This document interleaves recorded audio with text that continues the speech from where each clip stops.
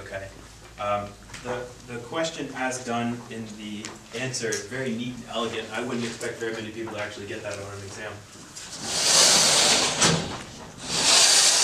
But what I would expect you to know is that that's a bandpass filter. I would expect you to see almost right away that that's a bandpass filter. And then I believe the final page of the exam is going to be online, and that's your formula sheet. So you will have access to the formula sheet in advance. I'd recommend you have a look at that, because that will actually give you the transfer functions for high pass, low pass, band pass, and band reject. And so that would let you see, well, I have a second order thing on the bottom and a first order thing on the top. It must be band pass. So I'll write the answer as they have it, with all this stuff substituted in. So this here equals negative RF over RI. And this, I want to comment about this term in front here. Times S over omega high pass divided by, and then they didn't actually expand the denominator, which is okay. S over omega high pass plus 1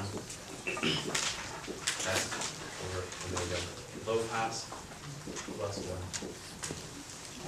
So that's the nice, elegant way of writing it. If you see this substitution and you make that substitution, that's a nice way of writing it. Either way is going to work fine, because we have to start subbing in component values at some point. So I would be okay with giving full marks for that one. I'd be okay with giving full marks for this one. It is really nice if you're able to pull out this RF over RI, because for any of those three configurations, high pass, low pass, or band pass, you should be able to pull out an RF over RI in front, which is a gain. So let's say it's a low pass, whatever your pass band is, this would be the pass band gain right here. So let me just make a note about that. If you can, try to pull out, I'll just say, try to pull this out. By pull this out, I mean extract it from your equation after you expand it. So I'll say, try to pull this out. Because K is equal to RF over RI equals pass band gain. So even if your transfer function, you get sort of stuck and you're not able to pull one of those out, it doesn't look like that. Which I think for the exam you'll be able to, having seen the question. Just remember that K is RF over RI. If you don't remember that, just think about the most basic inverting op-amp configuration you can have without any capacitors or anything else. The gain's going to look like that, RF over RI, right? So just remember that's your pass band gain, because I think one of the design criteria coming up, yeah, pass band voltage gain actually specifies this K value here. Now that being said, the formula sheet does have transfer functions on it that you can use. So if you get sort of, if you get tripped up in the algebra or expansions here, don't panic. You can just always grab the transfer functions in the back. I don't think they labeled what's what, so you need to know what the four transfer functions are.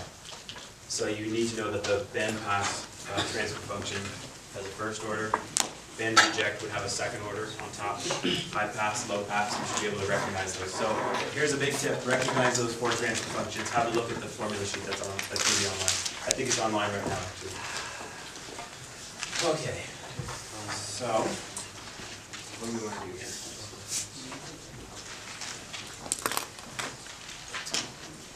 This one is kind of trivial, actually. The next part of this question here is almost a gimme. So part 3 says, what is Z in? Well, we already did that. You need to know Z in to get to the other part. We already did that. So we have here Z in as equals Z Ri plus Z Ci, because in the series it's plus, is equal to Ri plus 1 over S Ci. So that was kind of a gimme, because you needed to know for the other part anyway. Okay, now they actually want component values plugged in here, which shouldn't be too bad. So they say pass band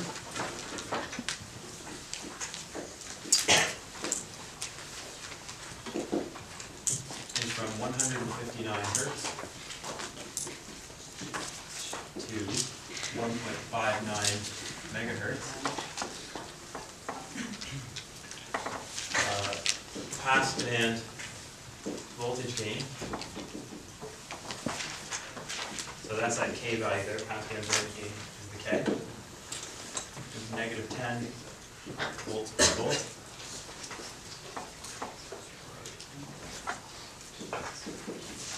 Stop band gain roll-off.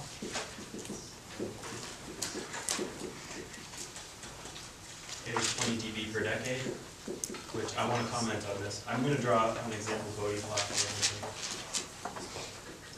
think it'll be easier to talk about. And then so the minimum input impedance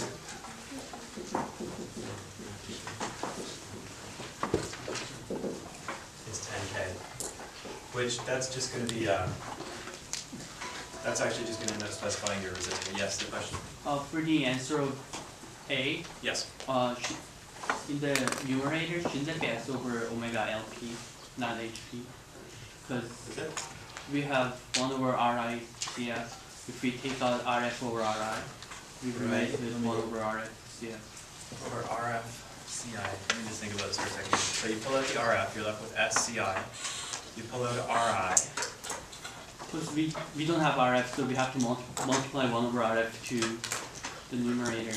That means You have to multiply RF to the numerator. 1 over RF to the numerator to put out RF. To pull out the RI, right? So if I pull out the RI, and I have a 1 over RI here, right? You want to multiply RF over RF. So I multiply RF up here, and I multiply an RF down there, right?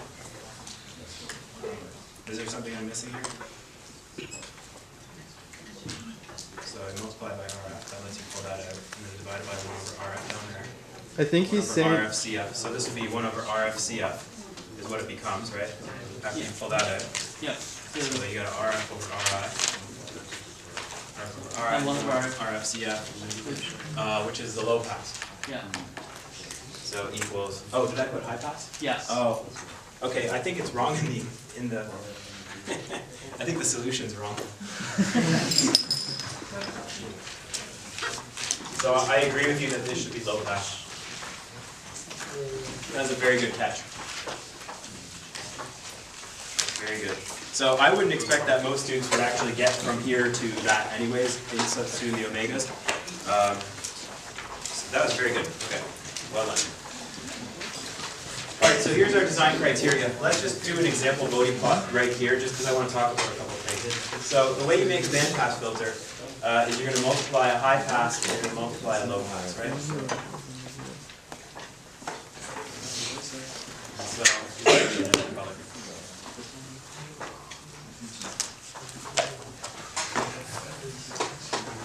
So our pass band is going to be over here from 159 hertz.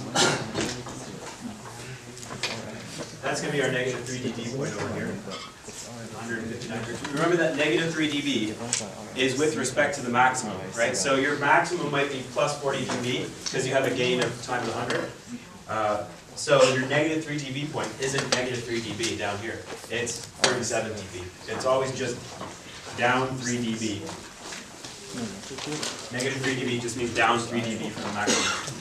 So the reason that I'm drawing this here is that this 159 hertz corresponds to the omega of the high pass filter, not the omega of the low pass filter. It's lower than the other frequency, but it corresponds to the omega of the high pass filter. So I want you to think about a bandpass as being like a high pass plus a low pass. Okay? So then the other negative 3 dB point here is going to be 1.59 megahertz. So that actually is the omega of the low pass. So this here is omega high pass, omega low pass. The other thing I want to talk about, so that's fine. The passband voltage gain is going to be 10 volts per volt. That's okay, that's going to plug into that K value. Yes, question? The final answer, should it be, for the numerator, should it be S times omega LP, or is it S over omega? Oh man. What's happening here? So if it's S times 1 over, it looks like it should be S times it.